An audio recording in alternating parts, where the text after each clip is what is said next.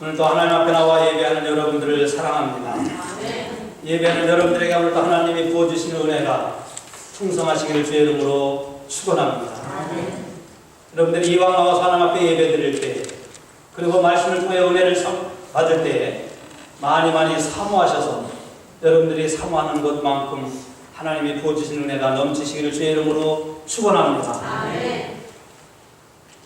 하나님의 말씀은 사모하는 자에게 사모하는 만큼 하나님이 부어주시기 때문입니다.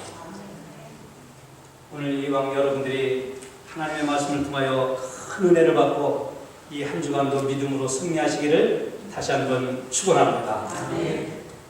우리는 기쁜 일이 있어도 울음을 터뜨리지만은 대부분 우리의 마음이 슬프거나 마음이 아프거나 괴로울 때 울음이 터지는 경우도 있습니다.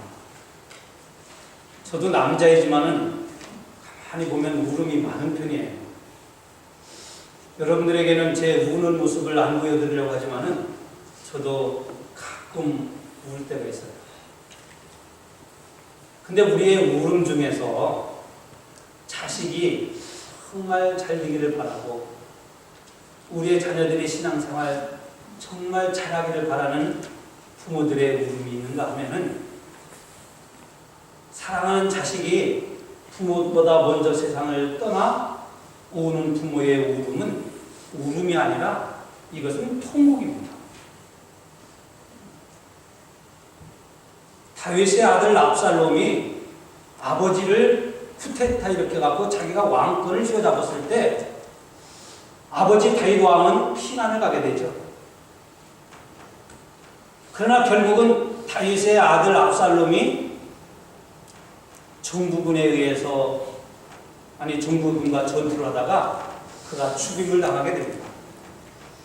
비록 자기 아들이 아버지를 쿠데타 이렇게 갖고 왕권을 차지하려고 하는 그런 아들이었지만은 다윗은 자기 아들 압살롬이 죽었다고 하는 소식을 듣고 내 아들 압살롬아, 내 아들 압살롬아 하고 통곡한 모습을 우리는 성경을 통해서 볼 수가 있습니다.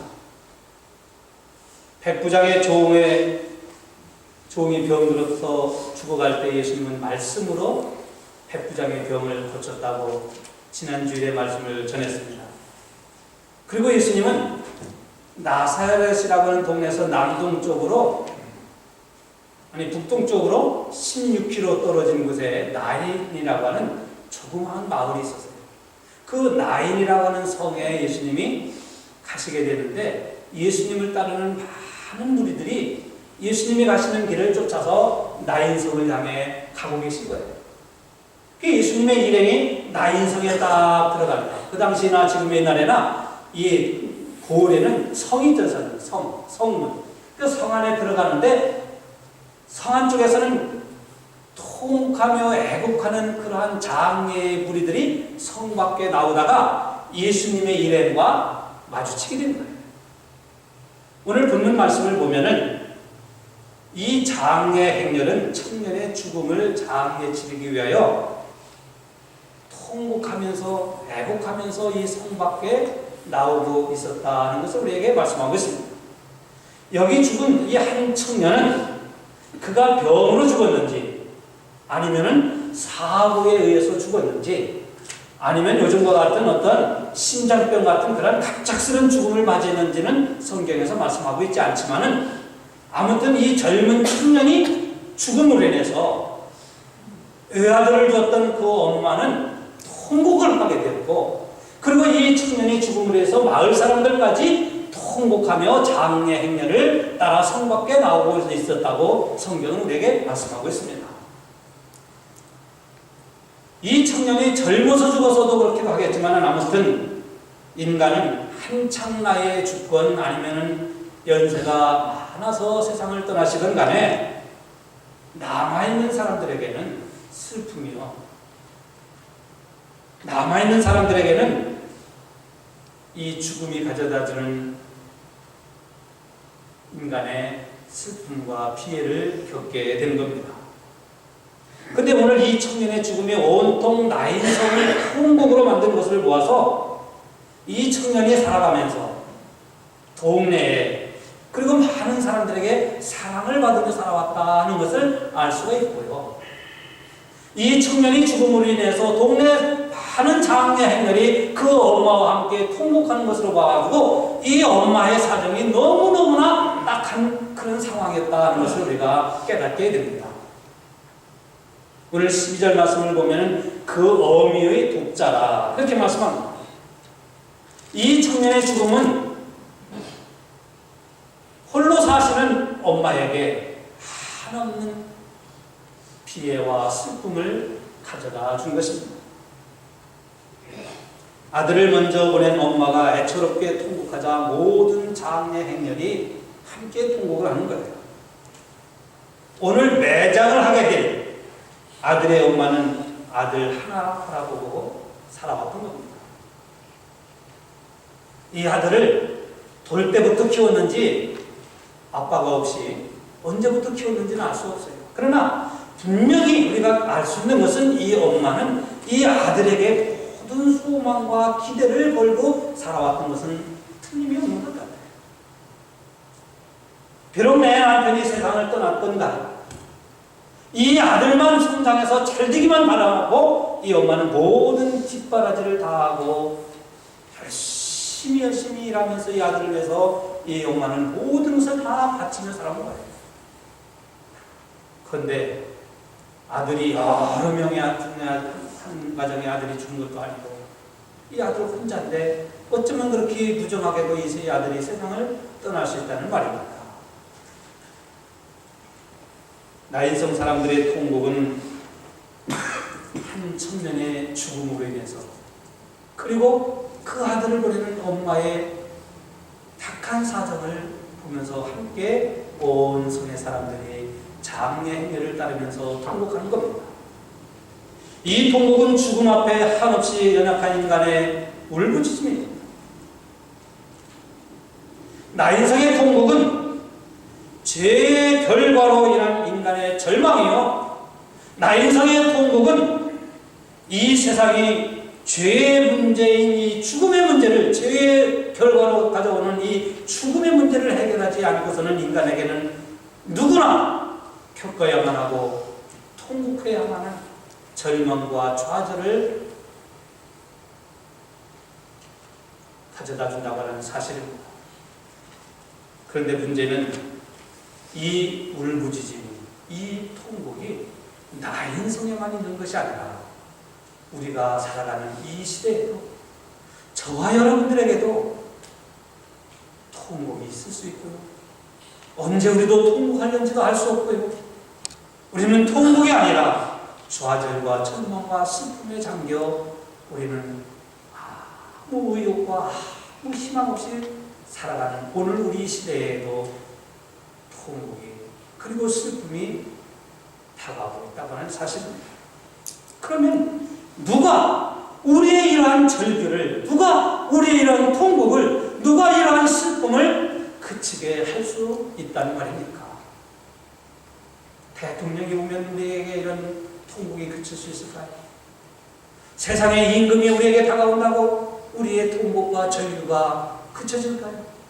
세상에 가진 자가 우리에게 찾아온다고 우리에게 찾아오는 이 죄의 결과인 죽음의 문제를 우리가 해결할 수 있을까요? 인간은 왜 이러한 슬픔과 통곡, 절망을 안고 살아가야 할까요? 이 세상에는 이 어머니의 통곡과 같이 찢어진 마음을 안고 살아가는 사람들이 얼마나 많습니까? 바로 인간은 죄로 인해서 이러한 절망과 좌절의 시련 속에서 살아가고 있는 것입니다. 죄로 가득 찬 인간의 세상은 절망이요. 죄의 문제를 해결하지 못한 인간에게 찾아오는 죄의 결과는 죽음뿐이 없다고 하는 사실입니다. 아담과 하와가 타락해서 그들이 하나님의 말씀에 불순종해서 인간에게 찾아온 죄는 우리 모두에게 어느 누구든지에게든지 찾아오는 죄의 결과인 것입니다.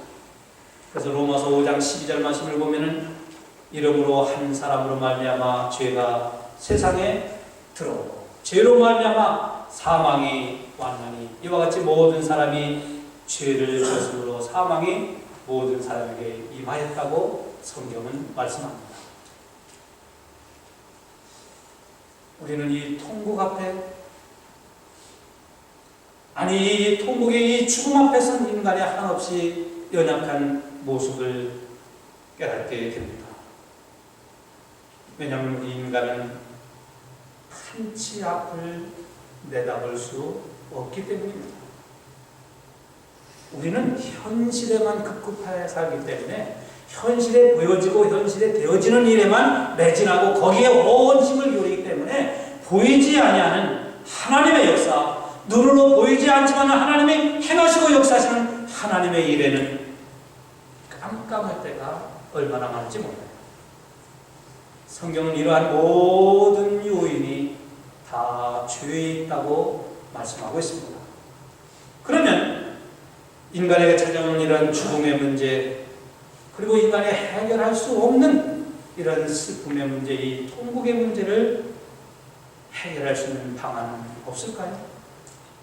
오늘 성경 누가복음 7장 11절부터 같이 읽은 오늘의 본문에서는 분명히 우리에게 찾아오는 이 죽음의 문제, 그리고 이로 인한 통곡의 인간이 한없이 연약한 이 절규의 문제를 해결할 방안이 있다고 오늘 성경은 저와 여러분에게 말씀합니다.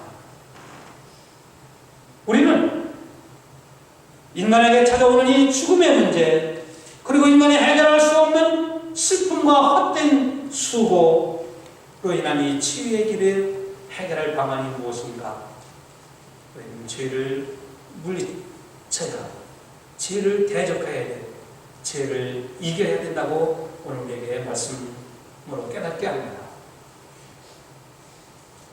죄라고 하는 것은요, 내가 너에게 죄를 가져다 줄게 하고 우리에게 찾아오는 게 아니라 우리 안에 죄는 아주 살며시, 아주 달콤하게, 아주 그럴듯하게 우리 안에 쏙 들어오는 게 죄의 권세예요. 그래서 우리 안에 죄의 권세가 들어오면요, 내가 아주 대단한 존재인 것처럼 생각하고, 내 자신이 대단한 존재인 것처럼 생각하게 되면 우리는 하나님을 경외하지 않아요.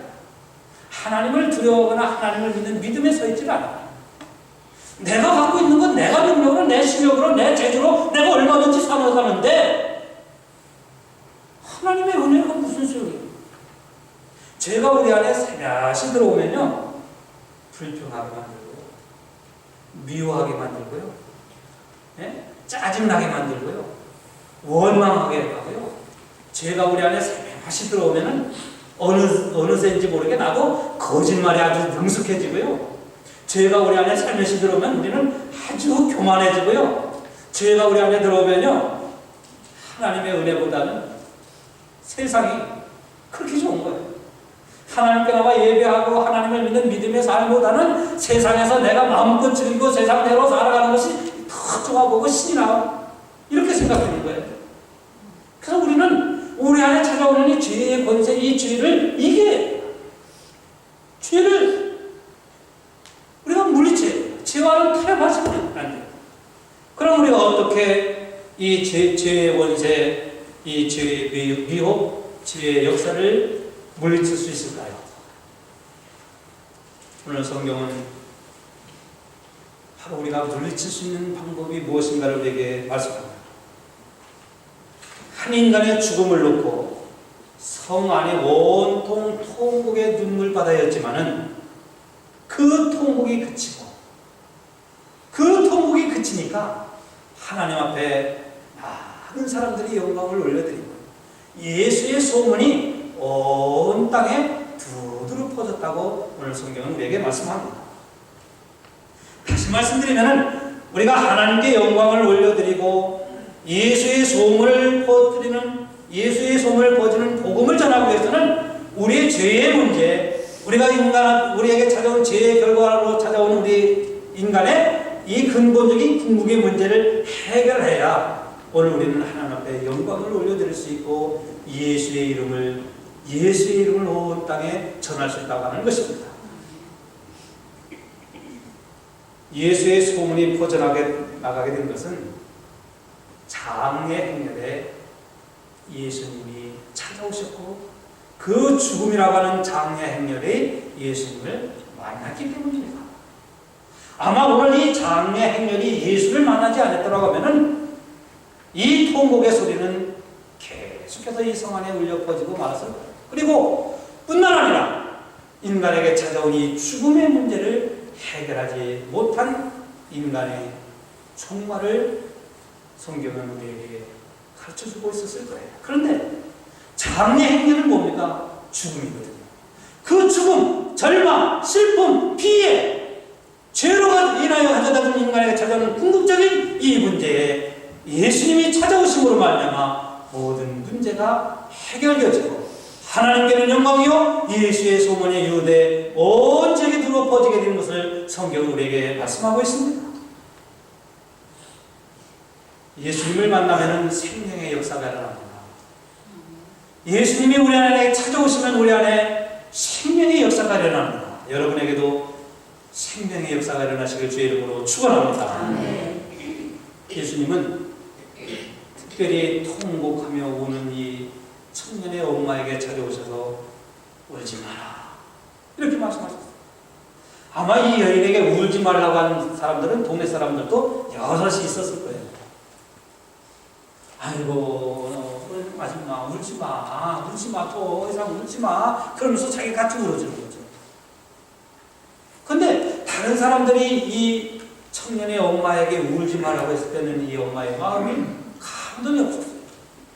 근데 예수님께서 이 여인에게 찾아오셔서 울지 마라 하실 때는 이 여인의 마음이 뜨거워지기 시작했습니다.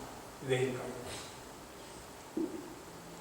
예수님께서 이 여인에게 울지 마라 라고 말씀하실 때는 주님의 약속이 담겨있기 때문에 당신이 지금 통하고 우는 이 눈물의 문제, 이 통곡의 문제를 내가 해결해 주겠다고 하는 예수님의 약속이 담겨 있어서 울지 말라고 하는 이 말씀을 듣고 이 여인은 마음의 위로를 얻게 되는 겁니다. 사랑하는 성도 여러분, 아무리 사람들이 이 통곡의 근원의 문제를 해결하지 않고 울지 마 그래도 이 엄마가 울지 않을 수가 있나요? 자기 아들이 죽었는데. 근데 예수님께서 이 여인에게 울지 말라고 하실 때는 이 여인을 불쌍히 여기셨다. 오늘 예수님께서 저와 여러분들을 좀 불쌍히 여겨주시는 그런 은혜가 여러분에게 있으시기 바랍니다. 주님이 여러분을 불쌍히 여기세요. 그래서 예수님이 울지 말라고 하실 때는 그 통곡의 근원의 문제를 해결하시겠다는 거예요. 예수님은 그래서 슬픔과 고통을 당하고 서러움의 아픔을 겪는 저와 여러분들에게 찾아오셔서 울지 말라, 힘들어하지 마라. 여러분 우리 이민 생활이 얼마나 힘듭니까?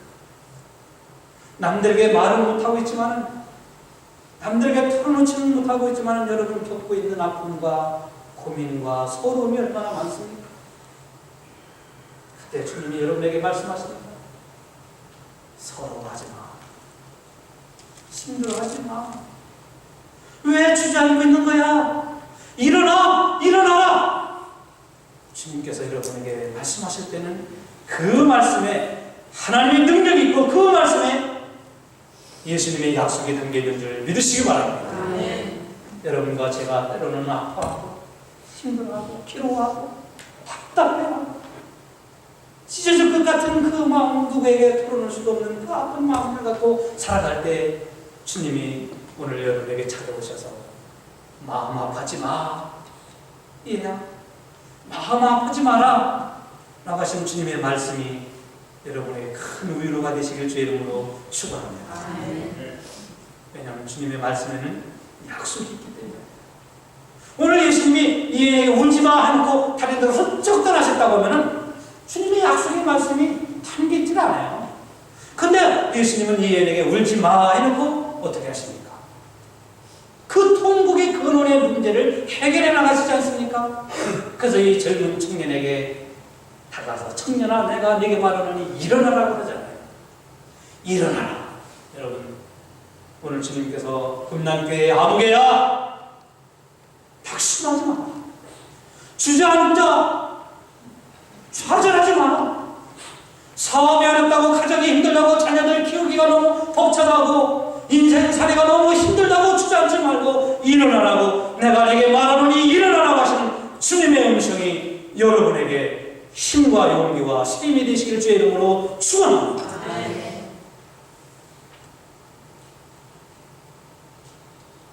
이것이 바로 주님의 능력이고 주님의 은혜고 주님의 말씀입니다. 죽은 청년이 일어난 사건은 인간의 육신의 죽음은 죽음으로만 끝나지 않는다고 하는 것을 우리에게 가르쳐 줍니다.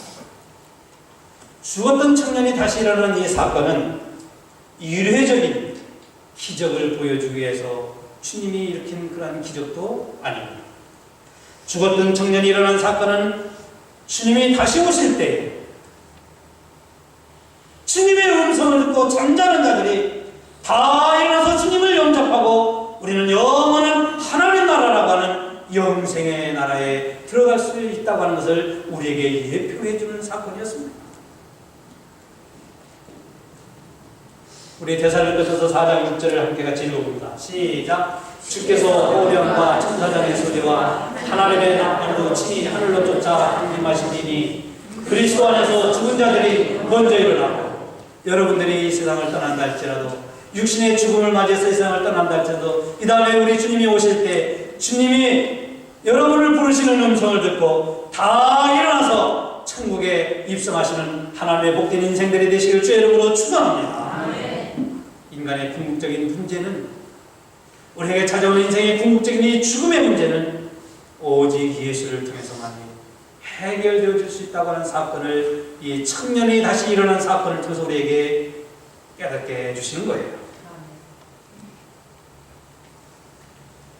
인간의 궁극적인 죽음의 문제, 우리가 해결할 수 없는 인간의 모든 얽히고 설킨 문제들, 여러분 우리가 안고 있는 문제보다도 더 중요한 것은 뭐냐?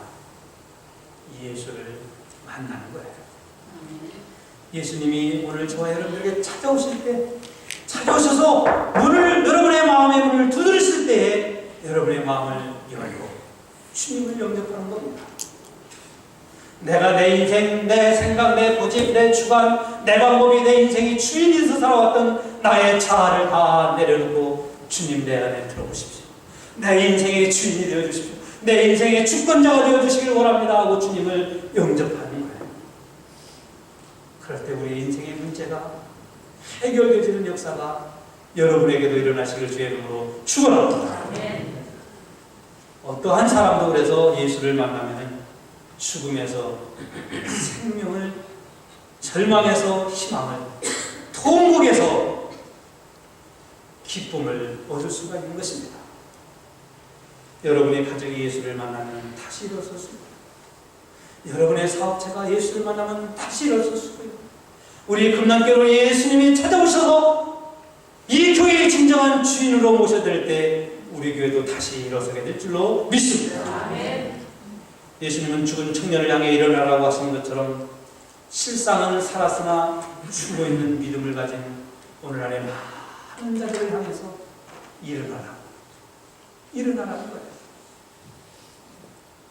살아있는 것 같지나, 아니 우리 육신은 살아있으나 실상은 우리의 믿음이 하나님 없어서 죽어있는 모든 많은 사람들을 향해서 일어나라.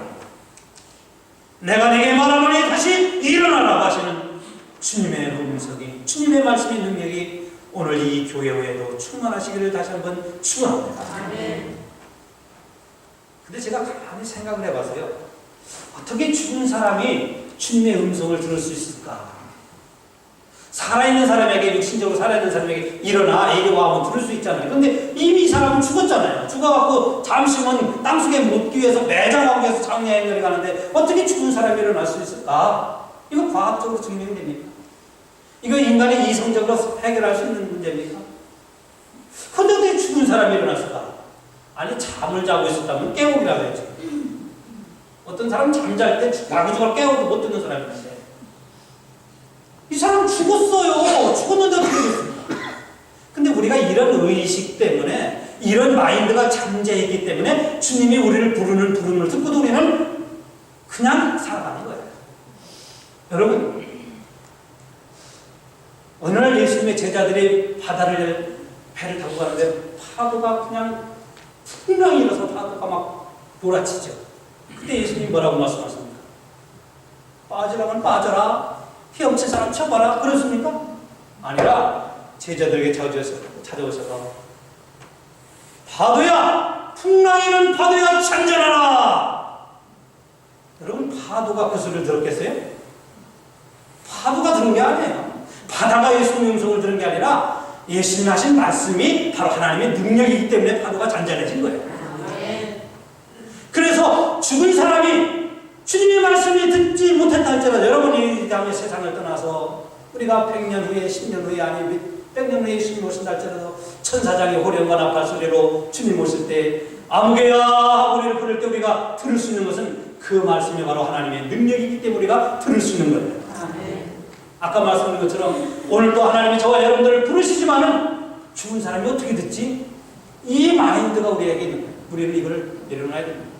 내 방법이라고는 내 생각이라고는 내 의식이라는 것을 내려놓지 않으면 주님이 여러분을 이 시간 부르는 소리가 들려지질 않아요. 이왕이면 오늘 예배드린 여러분들 주님이 부르는 주님의 음성이 여러분의 심장을 뜨겁게 달구는 하나님의 능력의 말씀이 되시기를 다시 한번 축원합니다. 아멘. 죽었던 청년이 일어나 앉아서 말도 하였다. 오늘 성경은 그렇게 말씀합니다. 15절 보니까 죽었던 자가 일어나 앉고 말도 하거늘 예수께서 그를 어미에게로 주셨다고 말씀합니다. 저는 참 예수님이 하신 거 물론 다 잘하신 거지만 오늘날 같으면은요 아마 저 같으면은 이 죽은 청년을 살리면은 데리고 다니면서 간증시킬 거예요. 네? 그래서 내가 이 사람 살렸다고 내가 이 사람 살렸으니까 믿으라고 하면서 간증하는데 막 데리고 다닐 텐데 예수님은 간증으로 데리고 다니지 않고 엄마에게 돌려보냈어요. 참 저는 그 모습을 보면서 예수님은 그 통곡의 근원의 문제가 이 아들의 죽음이었는데 죽었던 아들을 살리고 아들을 살렸던 그 살아난 아들을 어미에게 돌려보낸 것에 대해서 이 여인에게 통곡의 슬픔의 모든 문제를 한꺼번에 해결해 주신 예수님의 모습을 우리가 볼 수 있습니다. 인간에게는 정말 슬픔을 가져다주는 장래 행렬이 오직 예수님과의 만남으로 죽음의 문제 그리고 인간의 슬픔의 문제 절망의 문제 이 문제가 해결되어진 것을 오늘 성경은 우리에게 가르쳐 줍니다. 이제는 그 장래 행렬이 통곡이 변해서 하나님께 영광을 올려드리고 예수의 소문이 유다의 온 지역에 퍼져나갔다고 오늘 성경은 우리에게 말씀합니다. 그러므로 오늘 우리의 통곡, 우리의 심, 우리의 눈물, 우리의 절규가 변해서 하나님을 찬양하는 소리로 예수를 증거하는 소리로 변해야 될 줄로 믿습니다. 여러분 지치고 고난 인생일수록 힘든 인생일수록 여러분의 마음이 아파하고 힘들어할수록 예수를 만나야 합니다. 예수를 만나는 것만이 우리의 문제, 우리의 통곡과 우리의 절규와 우리의 아픔의 문제가 해결되어질 수 있기 때문입니다. 주님은 예기치 못한 일로 인해 슬픔과 절망과 좌절과 때로는 아픔과 신음해하는 저와 여러분들에게 찾아오십니다. 우리가 모든 것을 잃었다 생각할 때 그때도 주님 우리에게 찾아오셔서 우리를 붙잡아 주시고 우리에게 용기를 주시고 우리의 근원의 문제를 해결해 주시는 예수 그리스도의 은혜가 여러분에게 충만하시기를 바랍니다. 아멘. 나 인생의 통곡이 그쳤다고 하는 것은 인간의 궁극적인 문제가 해결되었다고 하는 것을 우리에게 가르쳐 줍니다. 죽은 자를 살리신 예수님은 그 예수를 보고 사람들이 두려워하고 하나님 앞에 영광을 올렸다고 성경은 우리에게 말씀합니다. 여러분 우리가 두려워할 대상은 사람이 아닙니다. 우리가 두려워할 대상은 우리에게 고난과 우리에게 무함과 우리에게 고통과 어려움을 주는 그러한 것들이 아닙니다. 우리가 진정으로 두려워할 대상은 살아계신 하나님의 놀라운 역사입니다. 하나님의 능력 앞에 우리는 두려워할 줄 알고, 그 두려움, 그 하나님의 위엄 앞에 우리 자신의 모습을 볼 때 우리는 하나님 앞에 낮아진 자의 모습을 가질 수 있고 겸손해질 수 있고 하나님을 두려워하는 믿음을 회복해 나갈 수 있기 때문입니다. 사람들이 하나님의 거룩하심과 위엄 앞에서 자기 자신을 보지 못하기 때문에, 오늘날도 많은 사람들이 하나님의 놀라운 역사하심을 바라보지 못하기 때문에 교만과 방탕에 빠지는 일들이 얼마나 많습니까? 주님이 기적을 베푸신 이유 중에 하나는 인간으로 하여금 하나님을 경외하고 하나님 앞에 영광을 올려드리라고 하는 겁니다. 사랑하는 성도 여러분, 저와 여러분들이 살아가는 삶 자체가 기적입니다. 여러분과 제가 살아있는 그 삶의 자체가 하나님의 은혜입니다. 그 은혜와 하나님의 기적 속에 살아가는 사랑하는 성도 여러분들이에요. 여러분들의 삶 속에서 무엇을 하든지 먹든지 마시든지 다 아버지의 영광을 위해 살아가는 복된 인생들이 되시기를 주의 이름으로 축원합니다. 아멘. 우리의 근원의 문제가 해결되지 않고서는 결코 이 교회도 여러분도 예수를 증거할 수 있는 사람이 되어질 수 있는 게 아닙니다. 오늘 이 궁극의 문제가 해결되어지니까, 죽음의 문제가 해결되어지니까, 통곡이 그쳐지니까 예수에 대한 소문이 온 지역에 두루퍼진 것처럼 오늘 우리의 아픔과 우리의 눈물과 우리의 통곡과 우리의 신음의 문제, 우리의 서름의 문제들이 주님 찾아오심으로 해결되어져 이 교회와 여러분들이 예수를 증거하는 복된 인생들이 되시기를 다시 한번 축원합니다. 기도하겠습니다.